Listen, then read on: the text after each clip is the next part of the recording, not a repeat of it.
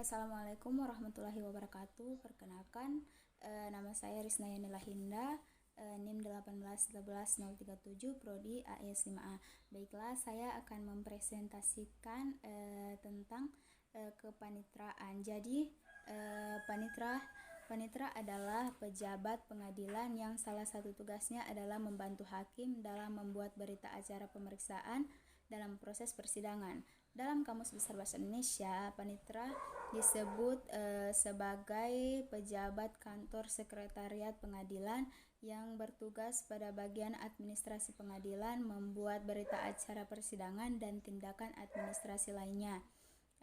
Dalam menjalankan tugasnya, panitra biasanya dibantu oleh beberapa panitra muda dan panitra pengganti.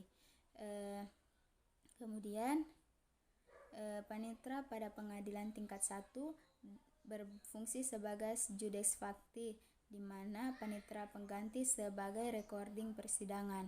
Berbeda dengan di Mahkamah Agung yang berfungsi sebagai judex juris, atau panitra pengganti tidak menjadi recording tetapi lebih substansif, yakni memantau hakim dalam memeriksa dan memutuskan perkara. Sedangkan panitra di Mahkamah Konstitusi sebagai meresum perkara, menganalisis perkara, mencari referensi isu hukum, menyiapkan naskah putusan, menuangkan dan memformulasikan pendapat hakim Mahkamah Konstitusi ke dalam putusan. Kemudian dalam perekrutan panitra pada pengadilan tingkat 1 dan MK itu adalah PNS yang terpilih, sedangkan di Mahkamah Agung ini berbeda, yakni diambil dari hakim atau hakim tinggi yang memenuhi kualifikasi sebagai panitra. Secara umum, tugas panitra di tingkat pertama yaitu pelayanan administrasi perkara, koordinasi, sinkronisasi pelaksanaan persidangan. Yang kedua, pelaksanaan urusan administrasi perkara, mulai dari administrasi keuangan perkara, tugas administrasi lainnya yang ditetapkan berdasarkan undang-undang. Kemudian penyusunan statistik, dokumentasi, laporan, serta pengarsipan perkara. Kemudian fungsi kepanitraan pada pengadilan tingkat banding. Pertama, pelayanan administrasi perkara, melaksanakan koordinasi dan sinkronisasi dalam pelaksanaan persidangan. Kemudian pelaksanaan administrasi perkara, administrasi keuangan, keuangan perkara, dan tugas administrasi lainnya yang ditetapkan undang-undang. Ketiga, penyusunan statistik perkara, dokumentasi perkara, dan laporan perkara serta pengarsipan perkara. Kemudian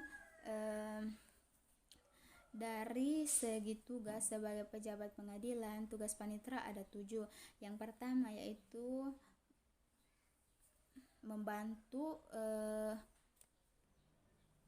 membantu pimpinan pengadilan membuat program kerja dalam jangka pendek dan panjang, pelaksanaannya dan pengorganisasiannya. Kemudian kedua, mengatur pembagian tugas pejabat kepanitraan. Ketiga, dibantu oleh wakil panitra dan panitra muda dalam menyelenggarakan administrasi secara cermat mengenai jalannya perkara perdata atau pidana maupun situasi keuangan perkara perdata, yang kemudian bertanggung jawab atas pengurusan perkara perdata, putusan dokumen, akta, buku daftar, biaya perkara, uang titipan pihak ketiga, surat-surat bukti, dan surat-surat lainnya yang disimpan di kepanitraan. Yang kelima, membuat akta dan salinan putusan. Kemudian yang keenam, menerima dan mengirim berkas perkara. Ketujuh, yaitu melaksanakan eksekusi keputusan perkara perdata yang berkekuatan hukum dan tetap yang diperintahkan ketua pengadilan yang ditentukan dalam waktu yang sudah ditentukan. Kemudian bagian dari kepanitraan yang satu kesatuan saling berkaitan adalah panitra, wakil panitra, panitra pengganti, dan panitra muda.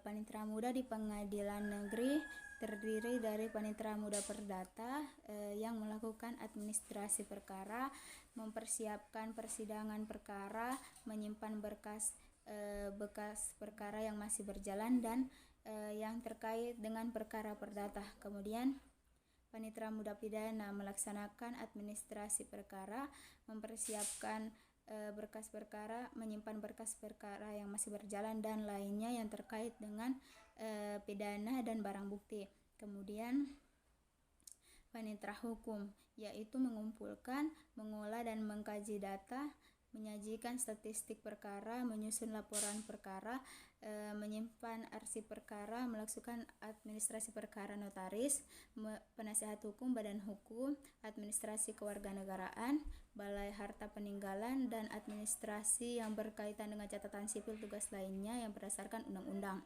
Kemudian panitera muda pengadilan agama yang terdiri dari 3, yaitu panitera muda permohonan yang bertugas sebagai pelaksanaan administrasi perkara, menyiapkan persidangan, berkas perkara yang masih berjalan dan lainnya yang terkait dengan permohonan. Yang panitera muda kegugatan yaitu tugasnya melaksanakan administrasi perkara, persidangan, menyiapkan persidangan, menyimpan berkas perkara yang berjalan dan terkait dengan perkara gugatan. Kemudian panitera muda hukum yang mengumpul, mengolah dan mengkaji data, menyajikan statistik data perkara, kemudian menyimpan arsip perkara, urusan administrasi pembinaan hukum agama.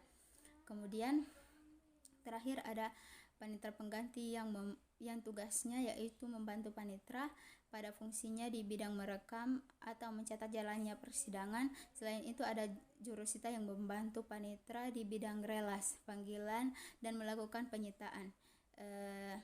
Kemudian tugas panitera di Mahkamah Agung berbeda dengan kepanitraan di tingkat pertama dan tingkat banding. Adapun tugas di Mahkamah Agung ini adalah melaksanakan pemberian dukungan di bidang teknis dan administrasi justisial kepada Majelis Hakim Agung dalam memeriksa, mengadili, dan memutuskan perkara serta melaksanakan administrasi penyelesaian putusan Mahkamah Agung. Kemudian dalam menyelesaikan tugas tersebut, panitera Mahkamah Agung menjalankan fungsinya dalam pertama, koordinasi pelaksanaan pemberian dukungan di bidang teknis administrasi justisial, kemudian koordinasi urusan administrasi keuangan perkara di bidang lingkungan agung, kemudian pelaksanaan pemberian dukungan di bidang teknis administrasi justisial, kemudian pelaksanaan berkas perkara, kemudian pembinaan lembaga teknis dan evaluasi, kemudian pelaksanaan administrasi kepanitraan. Kemudian panitera Mahkamah Agung dibantu oleh wakil panitera, sekretaris panitera, panitera pengganti, dan panitera muda. Yang macam-macam panitera muda yang ada di Mahkamah Agung ada beberapa, yaitu panitera muda perdata, panitera muda perkara pidana, panitera muda pidana khusus, panitera muda perdata agama, panitera muda pidana militer, panitera muda tata usaha negara, dan panitera muda serta panitera muda tim. Kemudian itu berdasarkan Undang-Undang Nomor 14 Tahun 1985 dan Undang-Undang Nomor 3 Tahun 2009 tentang perubahan Undang-Undang Nomor 14 Tahun 1985 tentang Mahkamah Agung, kepanitraan, panitera, wakil panitera, panitera pengganti, panitera muda di Mahkamah Agung direkrut dari hakim dan hakim tinggi, jadi tidak berasal dari staf atau pejabat kepanitraan sebagaimana di pengadilan tingkat pertama dan banding.